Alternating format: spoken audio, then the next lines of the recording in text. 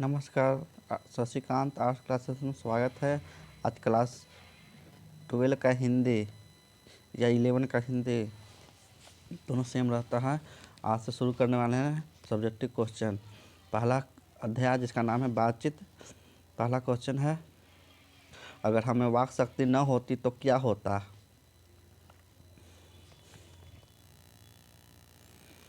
उत्तर में हमें वाक शक्ति न होती तो मनुष्य गूंगा होता, वह मूक बधिर होता।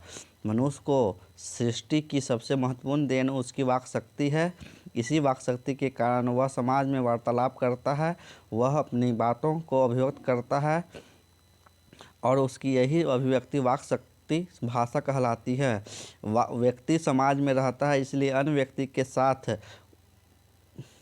पारस्परिक संबंध और कुछ ज़रूरतें होती हैं जिसके कारण वह वार्तालाप करता है। यह ईश्वर द्वारा दी हुई मनुष्य की अनमोल कृति है। इसी वाक शक्ति के कारण वह मनुष्य है। यदि हमें इस वाक शक्ति का अभाव होता तो मनुष्य जानवरों की भांति होता। वह अपनी क्रियाओं को अभिव्यक्त नहीं कर पाता। जो हम सुख दुख इंद्रियों के कारण अनुभव करते हैं वह अवाक रखने के कारण नहीं कह पाते। दूसरा क्वेश्चन, बातचीत के संबंध में बेन जॉनसन और एडिसन ने क्या विचार है। आंसर होगा, बातचीत के संदर्भ में विभिन्न विद्वानों ने अपने अपने ढंग से अनेक विचार रखे हैं। इनमें बेन जॉनसन और एडिसन के विचारों को लेखक ने यहाँ उद्धृत किया है। बेन जॉनसन के अनुसार बोलने से ही मनुष्य के रूप में साक्षात्कार होता है। वास्तव में जब तक मनुष्य बोलता नहीं तब तक उसका गुण दोष प्रकट नहीं होता। दूसरे विद्वानों एडिसन के अनुसार असल बातचीत केवल दो व्यक्तियों में हो सकती है। कहने का तात्पर्य है कि जब दो आदमी होते हैं तभी अपना दिल एक दूसरे के सामने खोलते हैं। तीसरे व्यक्ति की अनुपस्थिति मात्र से ही बातचीत की धारा बदल जाती है। जब चार आदमी होते तो बेतुल्किफ़ी का स्थान फॉर्मेलिटी ले लेती है, अर्थात बातचीत सागर भीत न होकर मात्र रस्म अदायगी भर जाती है। तीसरा क्वेश्चन, आर्ट ऑफ कन्वर्सेशन क्या है। आर्ट ऑफ कन्वर्सेशन का अर्थ है वार्तालाप की कला। आर्ट ऑफ कन्वर्सेशन के हुनर के बराबरी स्पीच और लेख दोनों नहीं कर पाते। इसी हुनर की पूर्ण स्वभाव वाक्य कला प्रवीण विद्वत मंडली में है। इस कला के माहिर व्यक्ति ऐसे चतुराई से प्रसंग छेड़ते हैं कि श्रोताओं के लिए बातचीत कर्णप्रिय तथा अत्यंत सुखदायी होते हैं। सहृदय गोष्ठी इसी का नाम है। सहृदय गोष्ठी की विशेषता है कि वक्ता के वाक्चातुर्य का अभिमान या कपट नहीं प्रकट नहीं हो पाता तथा बातचीत की सरसता बनी रहती है। कपट और एक दूसरे को अपने पांडित्य के प्रकाश में परास्त करने का संघर्ष आदि रसाभास की सामग्री आर्ट ऑफ कन्वर्सेशन का मूल तंत्र होती है। यूरोप के लोगों का आर्ट ऑफ कन्वर्सेशन जगत प्रसिद्ध है।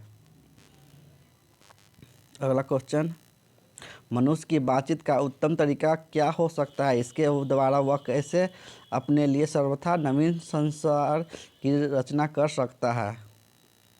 मनुष्य की बातचीत का सबसे उत्तम तरीका उसका आत्म वार्तालाप है। वह अपने अंदर ऐसी शक्ति विकसित करे जिससे कारण वह अपने आप से बात कर लिया करे। वार्तालाप से तात्पर्य क्रोध पर नियंत्रण है, जिसके कारण अन्य किसी व्यक्ति को कष्ट न पहुँचे, क्योंकि हमारी भीतरी मनोवृत्ति प्रतिक्षण नए नए रंग दिखाया करती है। वह हमेशा बदलती रहती है। लेखक इस मन को प्रपंचात्मक संसार का एक बड़ा भारी आईना के रूप में देखता है, जिसमें ऐसी चाहे वैसी सूरत देख लेना कोई असंभव बात नहीं है। अतः मनुष्य को चाहिए कि मन की चित्त को एकाग्र कर मनोवृत्ति स्थिर कर अपने आप से बातचीत करना चाहिए। इससे आत्मचेतना का विकास होगा, उस वाणी पर नियंत्रण हो जाएगा, जिसके कारण वह दुनिया के किसी से न वैर रहेगा और बिना प्रयास के हम बड़े बड़े अजय शत्रु पर भी विजय प्राप्त कर सकते हैं। यदि ऐसा हुआ तो हम सर्वथा एक नवीन संसार की रचना कर सकते हैं। इससे हमारी वाक शक्ति का दमन भी नहीं होगा।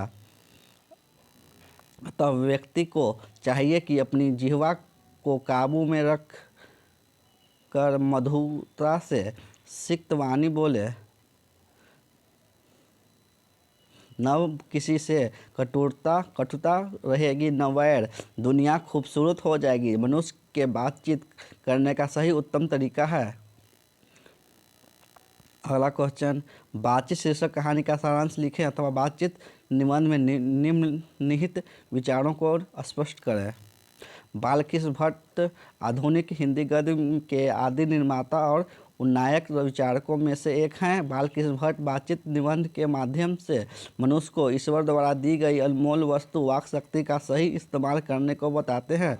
वे बताते हैं कि यदि वाक शक्ति मनुष्य में न होती तो हम नहीं जानते कि इस गूंगी सृष्टि का क्या हाल होता। सब लोग मानो लुज पुंज अवस्था में कोने में बैठा दिए गए होते। बातचीत के विभिन्न तरीके भी बताते हैं।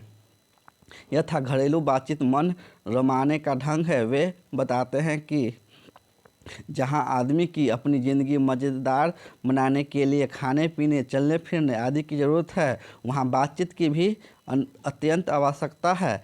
जो कुछ मवाद या धुआं जमा रहता है वह बातचीत के जरिए भाव बनकर बाहर निकल पड़ता है। इससे चित्त हल्का और स्वच्छ हो परम आनंद में मग्न हो जाता है।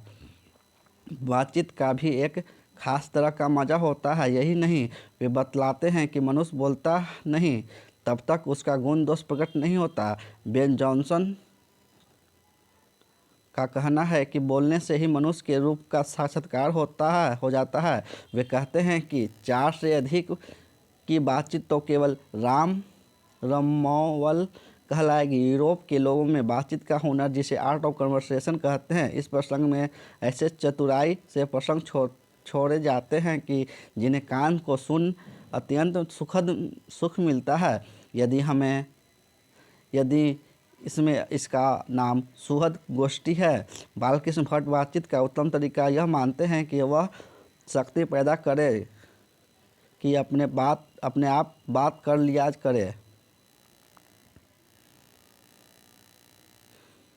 अच्छा लगे तो लाइक सब्सक्राइब करना ना भूलें। आज का पहला अध्याय समाप्त हुआ। धन्यवाद।